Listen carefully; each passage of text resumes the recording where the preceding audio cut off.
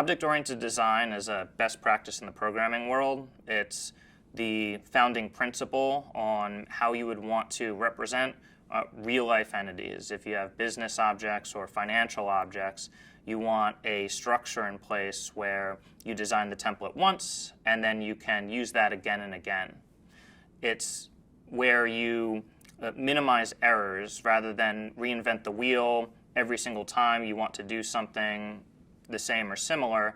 You simply leverage that existing template, and that provides structural integrity around leveraging calculations and analysis from exercise to exercise.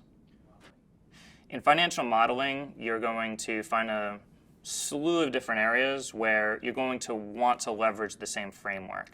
If you're in the higher education space and you build a dorm, you're not going to reinvent the wheel again and again. You're going to say, this typically has the same inputs, same variables, so let's use that blueprint.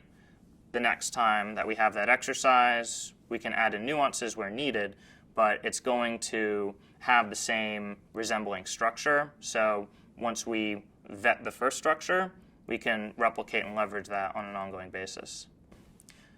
In a cell-by-cell approach, nothing has defined relationships. If I type in a formula here, it need not have anything to do with a formula over there, even if I want them to represent the same thing. So if I make a change to one, that isn't necessarily propagated anywhere else. Provides an object-oriented modeling environment where I'll define what I want to model. I'll define the rules and relationships around that.